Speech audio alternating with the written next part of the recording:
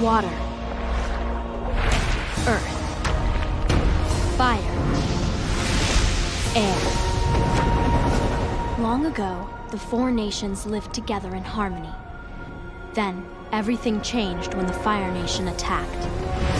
Only the Avatar, master of all four elements, could stop them.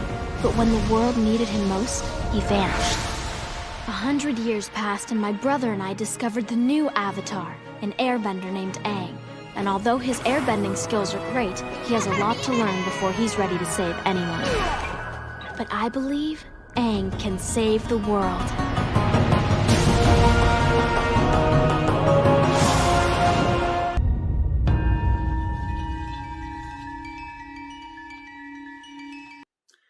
Welcome back to the Avatar Vlogs. This is episode 17, the Northern Air Temple, and yeah, as you might have guessed, I have a bit of a different background going on right now.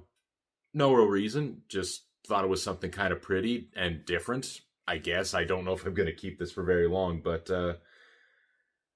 I kind of got a little tired of sitting on the floor in front of a wall, but by coincidence, the DVDs kind of match the color scheme very loosely, and yes, that is in fact a pen stain. Not important. Anyway, on with the plot. So Team Avatar is sitting listening to stories from someone who tells a tale of when they saw people who would fly on gliders around this place, and the gang gets optimistic, thinking, hey, maybe there's some airbenders around, because, you know, it's even though it's been 100 years since they've seen one, it's possible they could be around. But when they get to the Northern Air Temple, seen here, they find out that in fact it's not any surviving air nomads, but rather it's a group of people who have moved into the temple, have turned it into their home, and are utilizing the air as a fun activity to fly. And Aang is initially very put off by this because, you know, he's part of basically an extinct race of people, or he's the sole survivor of a pretty much extinct race of people, and he sees that this other group of people invading on his sacred ground, he doesn't, not surprisingly, he's not exactly the most thrilled about it, but he tries to kind of accept it because the people there are kind of cool, and it turns out that they all came there after their original town was flooded and they needed a place to call home. So as Aang gradually tries to get used to these new people here, Sokka and the head of this group of people, the mechanist, they start to get along because it turns out Sokka is actually very scientifically and mechanically inclined, so the two of them get bonding over their shared love of inventing stuff.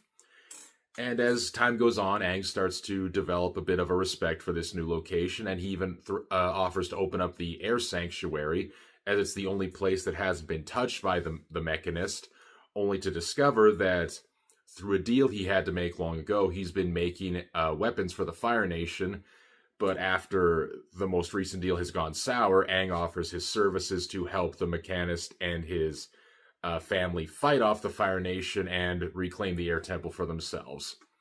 So on the whole, this is another episode it's okay for the most part. What it does have going for it over some others is we get to see another air temple. So I don't know if I've mentioned this before, but there's 4 air temples in the whole world of Avatar. There's the southern one, which we saw earlier. There's the northern one, which we're just at.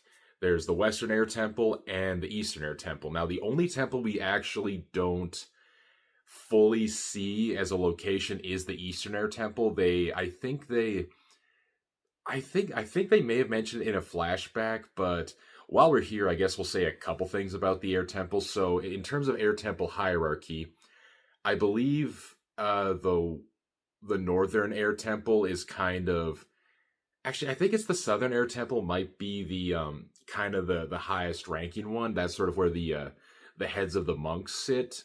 The Eastern Air Temple apparently is actually an all-female air temple. Now, we don't know that in the show, but in one of the supplementary books, we find out that the Eastern Air Temple is, in fact, an all-female air temple, and one of the previous avatars, not Roku, but a different one, chose to go there because, hey, he's surrounded by chicks. Who wouldn't love that? anyone who's lived with a large number of women would know that it's really not all fun and games. It's actually exhausting, but that's beside the point. The Western Air Temple we don't see till much later. I think and then I think the Southern Air Temple is all men, and then the Northern and Western Air Temples were kind of a mix of, men and women. It's just sort of how they set up. Also, the only difference the Northern Air Temple has, as opposed to the other ones, is it's the only air temple that's part of another country. So the other air temples are all taking place on these islands, these island mountain ranges where no one really lives. But the Northern Air Temple is just on the very northern tip of the Earth Kingdom. And that's about that for in terms of talking about how the air temple systems work. So this is an episode that introduces us to the character of the Mechanist, who's played by, and I'm probably butchering this name, Rene Auberjoine, seen here. So most of you will recognize him best as Chef Louis from The Little Mermaid, or Odo from Deep Space Nine. And he's done a lot of voice acting and other stuff. He's done voice acting, he's done directing work, and he's always a ton of fun whenever he shows up. I remember when he passed away, it was kind of like, oh man, that's no good.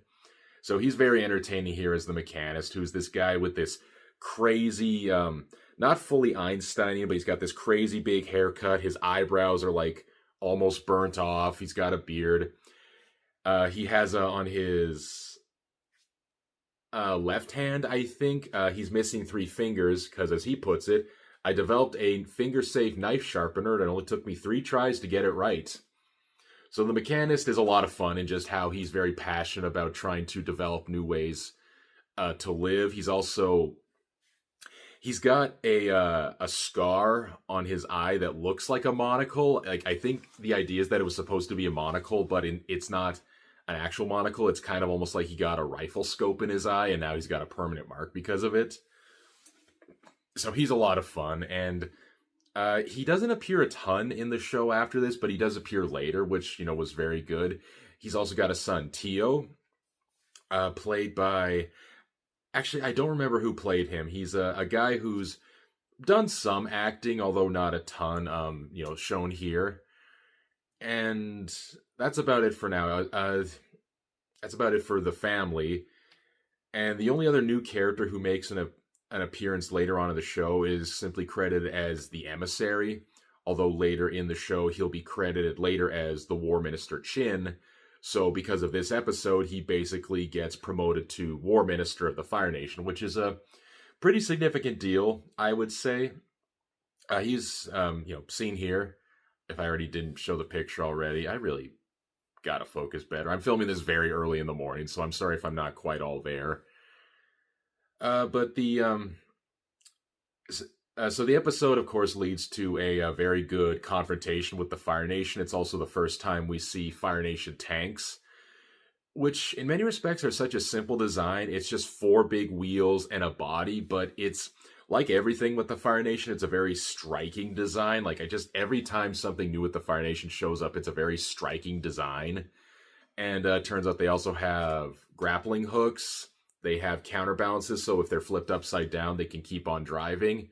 They can obviously be used in all sorts of terrain. They can climb frickin' mountains. It's a really cool type of machinery. And it's sort of based off of the original tank as it appeared in World War I, although it doesn't have tracks, it just has wheels.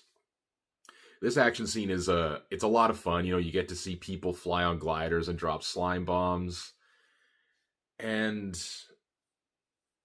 I guess I'll talk about kind of the theme/conflict of this episode, which is how much of history do you preserve and how much do you give up for the sake of the world advancing and moving forward? Because in this episode, the air temple is now occupied by a new group of people who are slowly kind of dismantling and adding on to it for the sake of making the life around them a lot more comfortable. And Aang is not happy about this. And it's kind of saying, like, how much do you hold on to? How much do you advance? Because as far as they knew, the air nomads don't exist anymore. And so they're just trying to make a place for themselves. But Aang is saying, you're kind of desecrating sacred ground here. And in the end of the episode, they kind of come to a compromise, but based on some things I read, I don't know how a lot of people might feel about this episode, especially nowadays. Because the notion of, preserving history, but also having to advance forward for this, because time doesn't stop, humanity doesn't stop, we have to keep moving forward no matter what happens. And I'm not entirely sure if this episode really comes to a satisfactory conclusion for a lot of people. I mean, I think it works out okay because the Air Temple is preserved for the most part, and the people who are there are stewards of it, but they're also not, they don't have the connection to the building that the original occupants did. And Aang kind of constantly makes note of how when they see them flying on their gliders, he says they're not airbending because they're not flying with the same spirit. They're flying, but it's not with the same amount of spirit that the air nomads had.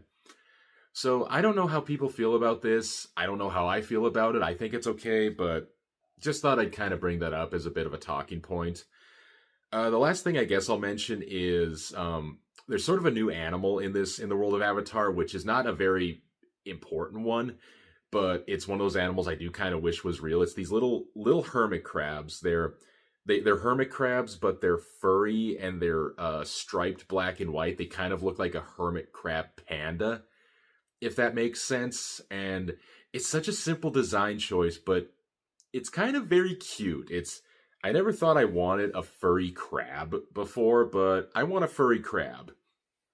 And this is kind of the first episode in a while, at least, that ends kind of on an ominous note. Like, things are not exactly okay this episode compared to a lot of the previous ones. Now, not that every episode has ended on a good note, but most episodes do end on kind of a, things are okay, folks, we're just going to keep going. And this one doesn't. This one's kind of saying, they may have won today, but they might not win for tomorrow.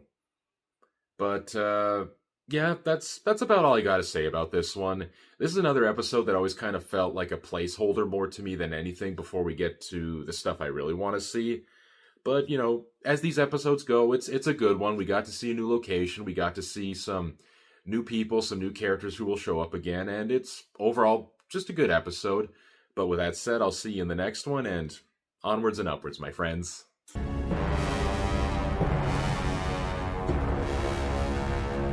This defeat is the gateway to many victories.